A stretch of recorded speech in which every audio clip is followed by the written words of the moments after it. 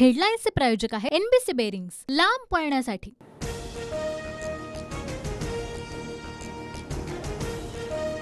नाशिक लोकसभेसाठी शिंदेंच्या शिवसेनेकडून हेमंत गोडसेंना उमेदवारी। ठाकरे गटाच्या राजभाऊ वाजेंविरुद्ध हेमंत गोडसेंना तिकीट। शिवसेनेच्या हेमंत गोडसेंना उमेदवारी मिळाल्यानंतर महायुतीत नाराजी नाट्य। भाजपकडून नाशिकसाठी इच्छुक असलेले दिनकर पाटील नाराज, तर शांतिगिरी महाराज निवडणूक लढवण्यावर ठाम। महायुतीचा फॉर्म्युला अखेर समोर। भाजप 28, शिवसेना शिंदे गट 15, राष्ट्रवादी अजित पवार गट 4 आणि रासपला 1 जागा।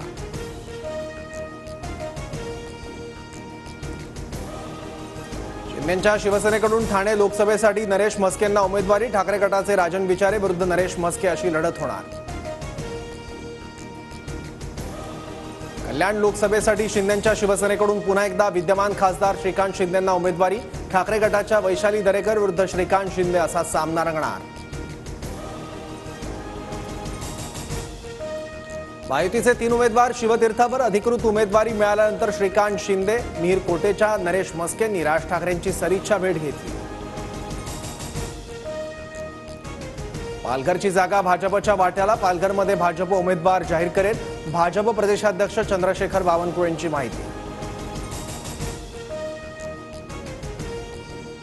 संजय निरुपम बाळासाहेब भवनात दाखल। काँग्रेसला सोडचिठ्ठी दिल्यानंतर निरुपम मुख्यमंत्री शिंदेंच्या भेटीला। किरण सामंतांच्या कार्यालयावरील उदय सामंतांचे फोटो आणि बॅनर्स हटवले। रत्नागिरी सिंधुदुर्गातून किरण सामंतांना उमेदवारी न मिळाल्याने कार्यकर्ते नाराज।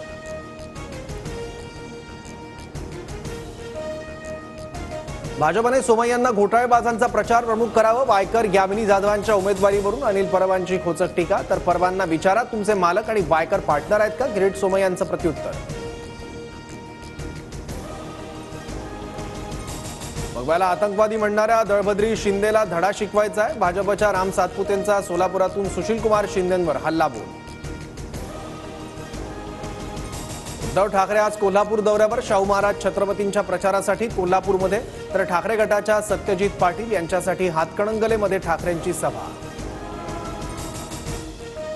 हेडलाईन्सचे प्रायोजक आहे एनबीसी बेरिंग्स, लांब पळण्यासाठी।